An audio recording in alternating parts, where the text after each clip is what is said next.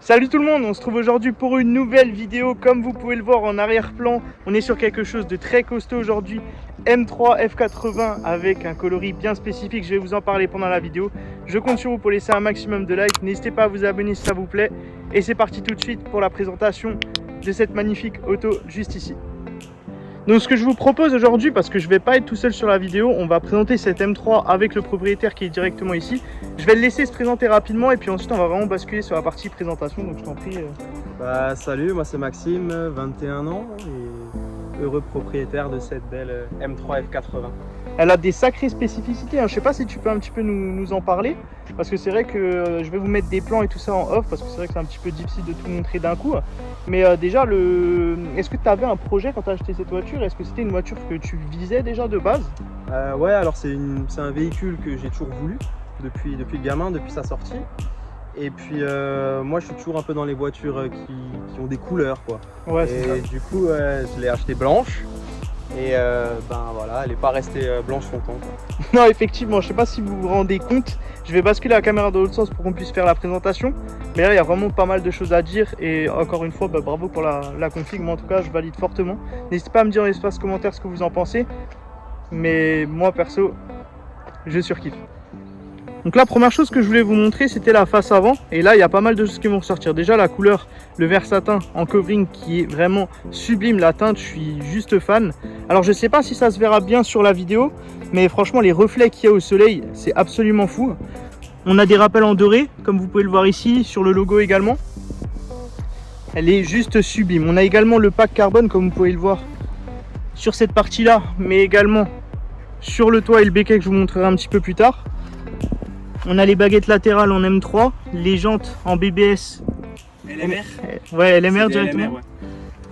Donc on est monté sur du 255 35 en 19. On a des disques percés ventilés avec l'étrier de frein qui est toujours siglé M en bleu. Donc ça c'est vraiment propre. Chose que je vous dis à chaque fois mais que j'adore vraiment sur les M, c'est vraiment cette cassure au niveau des rétros.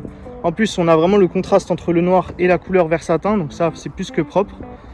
On a lunettes arrière surteintées et encore beaucoup plus vraiment sur la vitre arrière. Si vous voulez suivre l'actualité du propriétaire et également de son véhicule jusqu'au prochain, parce que quand même là maintenant on présente la M3 mais il est déjà à quelques coups d'essai, donc c'est juste ici.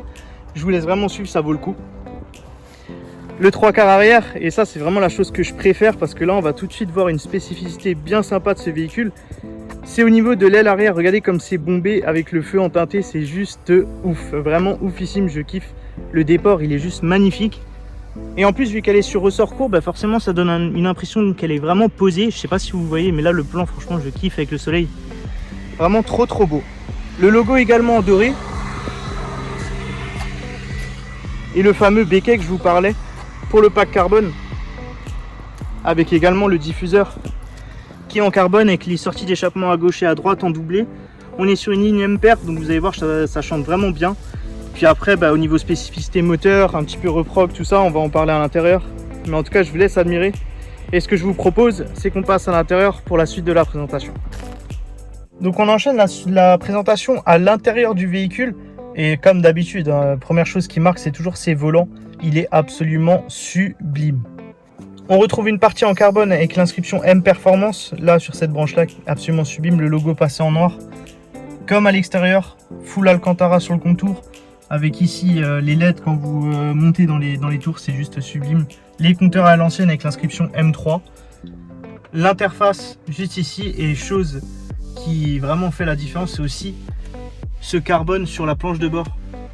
Donc pour attraper, on retrouve jusqu'au pommeau de vitesse, même le levier de vitesse il est en carbone, absolument dingue. Le petit bouton magique sur les BM, voilà, moi franchement je trouve ça super classe, c'est super épuré, il n'y a pas vraiment d'artifice plus que ça. On a les palettes au volant, le moins et le plus ici, mais voilà, on se contente du strict minimum. C'est beau, c'est propre, c'est bien terminé. On a également les sièges siglés M en full black, juste sublime. Et aussi, chose qui a été faite, mais ça par contre c'est pas du tout d'origine, regardez-moi ce ciel de toit comme il est magnifique. Ça c'est vraiment la classe. La première chose que j'ai vue quand je me suis installé, c'était tout de suite ça. Et je me suis dit ah ouais, ça en jette quand même. Et de nuit ça doit être juste exceptionnel. Maintenant, ce que je vous propose, c'est qu'on passe au son à l'échappement parce que vraiment, elle fait un très très beau bruit. Et ensuite, on part pour les Serrucci pour kiffer un petit peu.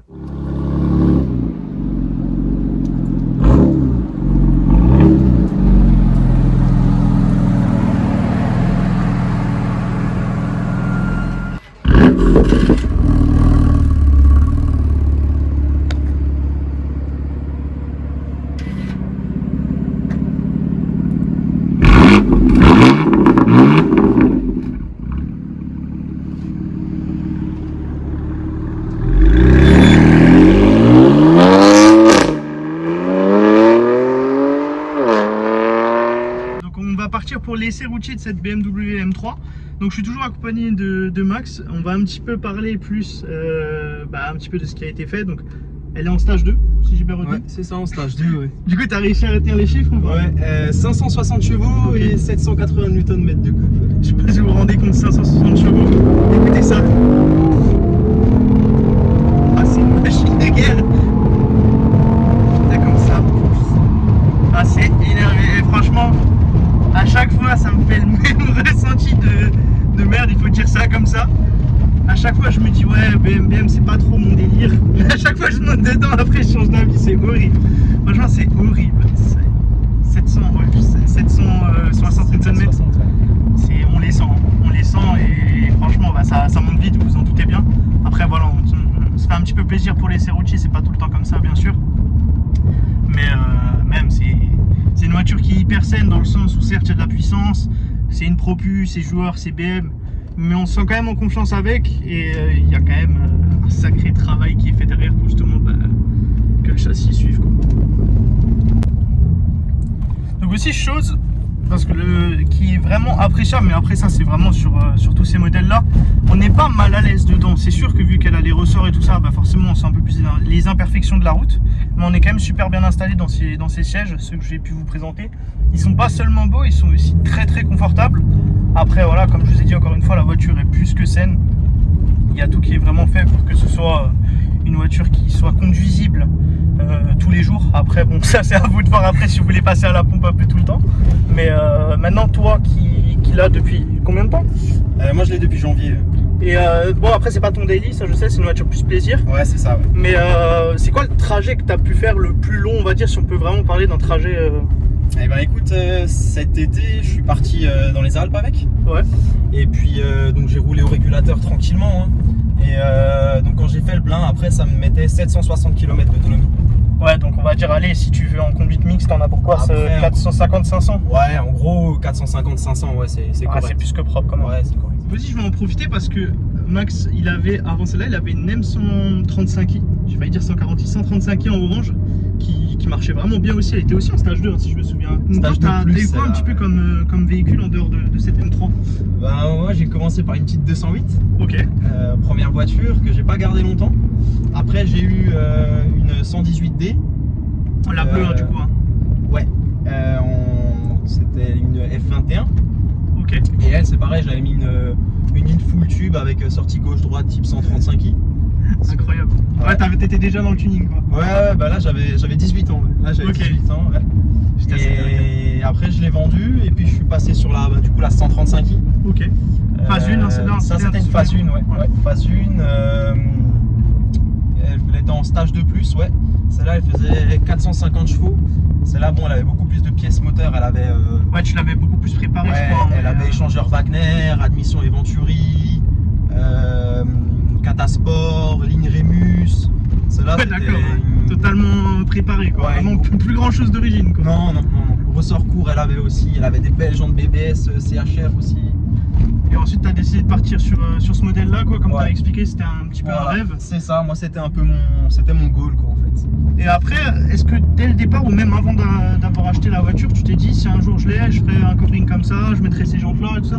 Parce que pour vous raconter une petite anecdote, en fait, Max, il a acheté la voiture, et avant de faire le covering, il a mis ses jantes en BBS.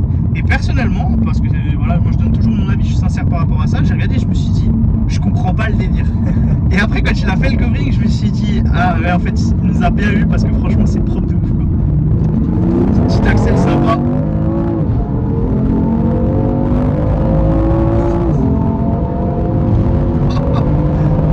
Oh mon Dieu!